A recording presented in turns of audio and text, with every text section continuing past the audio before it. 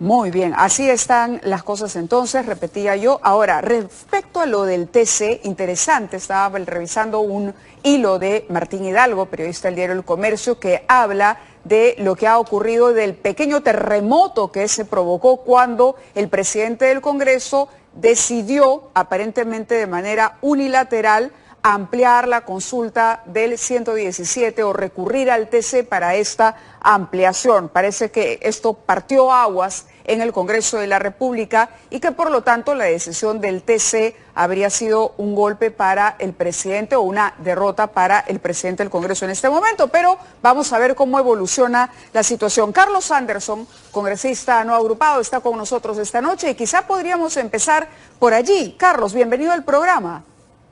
¿Qué tal, Mávila? ¿Cómo está? Buenas noches. Muy buenas noches. ¿Le pareció pertinente que se haga esta consulta al TC o cree que fue un error? Te soy sincero, mira, yo no soy abogado, pero creo que no había necesidad de serlo para darse cuenta de que esto era un error, ¿no? Está claro, por lo menos de lo poco que yo sé, fíjate, de temas legales, está claro que el Tribunal Constitucional no está allí para interpretar, ¿no? Sino para resolver divergencias, ¿no? De interpretación o de hecho. Entonces sí, yo creo que fue un error. Todos cometemos errores. Evidentemente hay cosas que ir corrigiendo en el camino. Se necesita mayor comunicación y bueno, mira, adelante. Los errores de esta naturaleza de todas maneras no eliminan, no borran los hechos sustantivos. Claro. Los hechos sustantivos son que existe una situación de riesgo para la democracia y es un riesgo que está motivado sobre todo por la presencia en el seno mismo del Ejecutivo de una organización probablemente criminal. Bien, quería compartir con usted una nota que ha preparado Alonso Dávila sobre este cambio, ¿no? Hay un cambio de rumbo en el Congreso. Es que normalmente no puedo ver las notas, ¿ah? Voy a tener que escucharla nada más, porque estoy desde un teléfono, así que... Ya, correcto. Le cuento un poco y quizá usted tenga ya una opinión que pueda ser, de alguna manera, el aperitivo para la nota. El presidente ha dicho a través de sus voceros, ¿no? En este caso el ministro de Justicia, Chero, que habrá un cambio de rumbo en el gobierno, un cambio de rumbo. No sabemos si ese cambio de rumbo se refiere a mejorar la calidad de los ministros que se convocará, ¿no? Todavía no queda clara la situación del ministro de Salud. El presidente fue muy enérgico el domingo cuando dijo se va el ministro de Salud. Sin embargo, hoy las cámaras lo han registrado presidiendo actividades oficiales, mientras, por otro lado, el Ministerio Público incautaba el inmueble en cuestión, que había sido motivo de la denuncia. ¿Qué cambio puede realmente proponer el presidente, o si esto es más bien una estrategia de cara a la llegada de la misión de la OEA? Si aquí de lo que se trata es de hacer o de crear la apariencia de que no hay ningún conflicto, que el presidente se allana a todo, ¿no? Y que combate la corrupción en efecto con eficiencia y le hace caso a la prensa. ¿Te respondo ahora o escuchamos el... No, adelántenos, su comentario va a ser el aperitivo de la nota. Te lo digo muy claramente. Yo creo que todo esto es parte de una estratagema, justamente en víspera de la llegada de la misión de la OEA. Yo estoy convencido que todo esto está armado básicamente para justificar un escenario de persecución política, porque el presidente es tan bueno, es tan reactivo, fíjate, los temas de corrupción, que el domingo mismo en un efecto de hiperreflexia, o por decirlo, le dijo el señor Cerrón, decidió de inmediato que tenía que cambiar al ministro de Salud, algo que nunca hizo en el pasado con ninguno de los ministros cuestionados, con ninguno de los funcionarios cuestionados. Lo que se trata para mí no es de armar esta figura para poder después eventualmente pedir un asilo político. Yo creo que el presidente no tiene mucha respuesta desde el punto de vista jurídico a las acusaciones,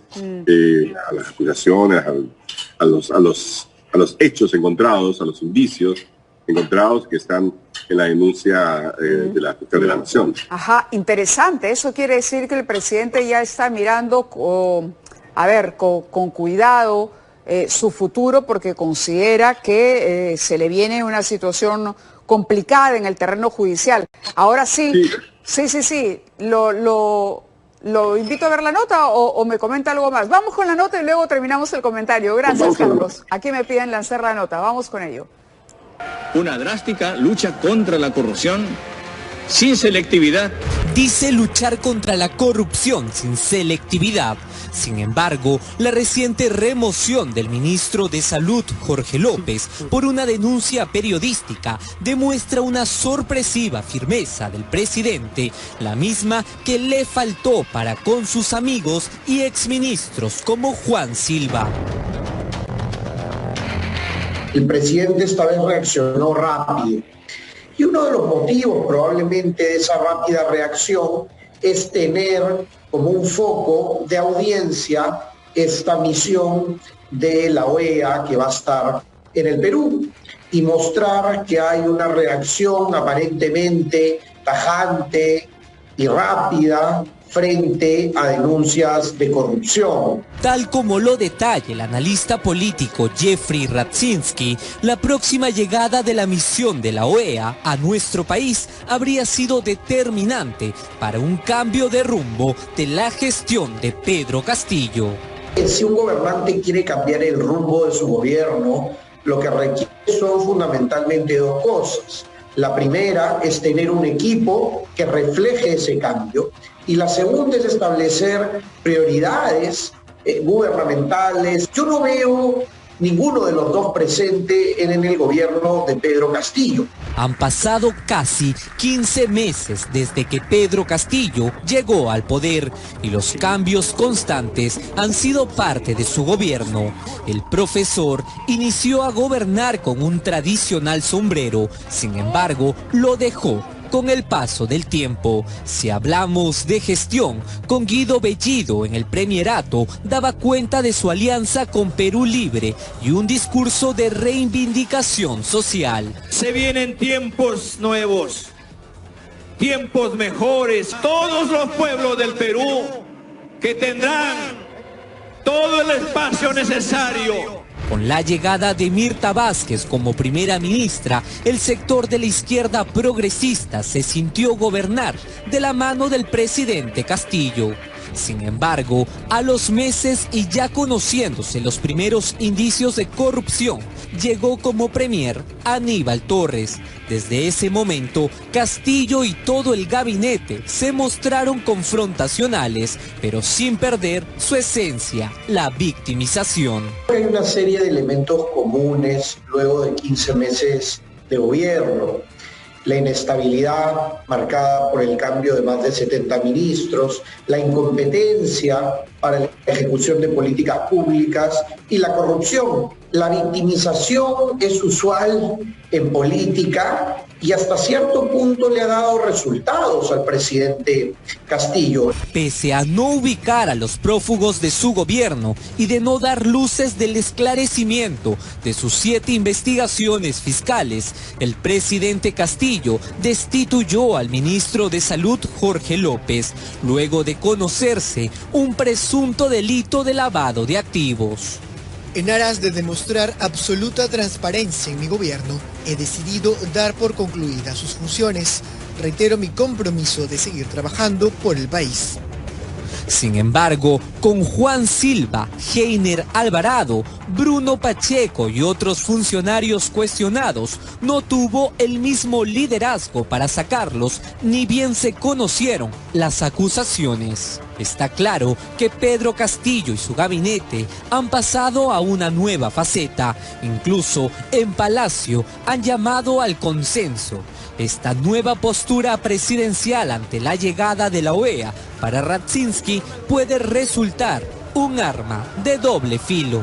A sentarnos a conversar el Ejecutivo, los gobiernos subnacionales y el Legislativo, mirando la necesidad, mirando a estas brechas que si cada uno se va a jalar, se va a tirar para su lado, las cosas van a seguir postergadas. Es un arma de doble filo para el gobierno, porque por un lado le suma a este discurso, a esta narrativa de victimización. Tal parece que una nueva estrategia se teje en Palacio de Gobierno, cero confrontaciones y una mano de entendimiento a la oposición, sumado a un mensaje de lucha contra la corrupción. ¿Es acaso que tenemos un nuevo Pedro Castillo? La pregunta final de la nota se la vamos a plantear, pero para que quede el suspenso vamos a la pausa. Carlos, nos espera unos minutillos nada más y regresamos.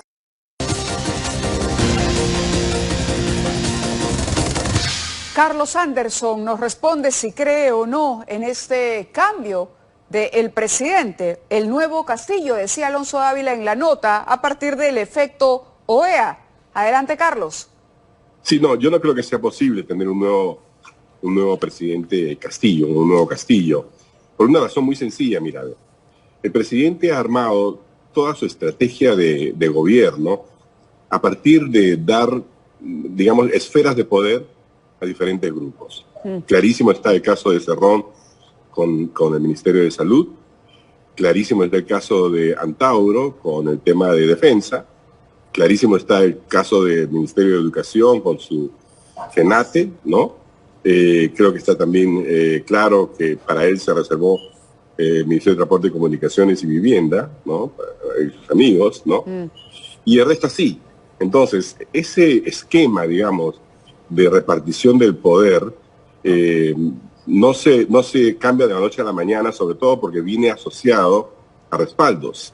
Y él sabe que ese es el respaldo que lo mantiene todavía, digamos, en la presidencia, porque se refleja, digamos, en un comportamiento en el Congreso de la República, ¿no? Con estos, digamos, congresistas que, pese a toda evidencia, sencillamente no quieren ver, no pueden ver, se niegan a ver que hay un presidente que está deslegitimado.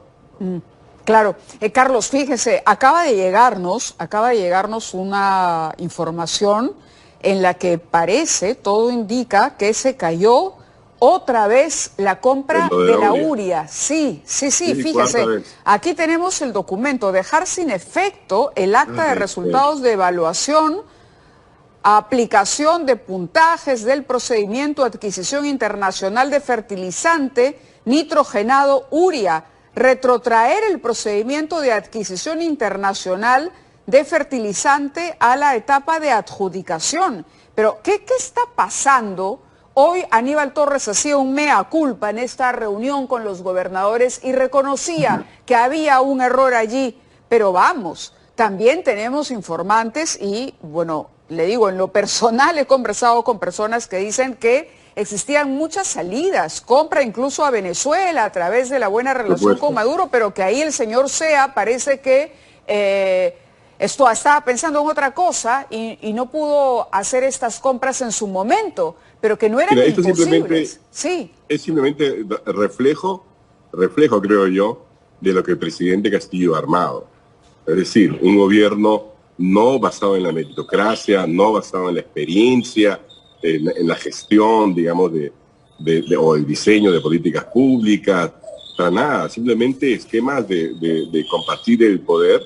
Y claro, cada gente más incompetente, lo que ha hecho... Pero perdóneme, no me parece que sea solo incompetencia. En el caso de los fertilizantes, acuérdese lo que dijo el proveedor la última vez, que le habían hecho incluso comentarios extorsivos e insinuándole a prácticas. Entonces, aquí lo que parece que está pasando es que no se concreta una compra limpia. Y mientras, ¿no? Exacto, bueno, es que no me iba a terminar. Por favor. Claro, porque es un tema no solamente de incompetencia. Este gobierno se caracteriza por su incompetencia y por por ser proclive, digamos, a esquemas de corrupción. Clarísimo, en todo tipo de cosas. Por eso es que cuando, por ejemplo, se cayó Chavimochi, ¿no? Porque se cayó, básicamente, ¿no? Y la ministra de Agricultura dice, no se preocupen, vamos a poner, en enero está un nuevo un proceso, vamos a traer a alguien que lo reemplace. Yo le pregunté directamente, digo, pero si ustedes no pueden comprar uria, ¿cómo van a hacer esto? Que es 1000 veces más complicado, ¿no? Pero bueno, ese es el gobierno que tenemos. Por eso digo yo que el presidente Castillo le hace daño al país. Porque todo esto le hace daño, porque ahora lo que vamos a tener es productos alimenticios con precios mayores justamente en un espacio de inflación creciente, y Dios no quiera que esa inflación se desboque, porque eso definitivamente pues que daña sobre todo a los que menos tienen cómo protegerse, que son los más pobres del país. Completamente de acuerdo. Muchas gracias, Carlos, por ese análisis.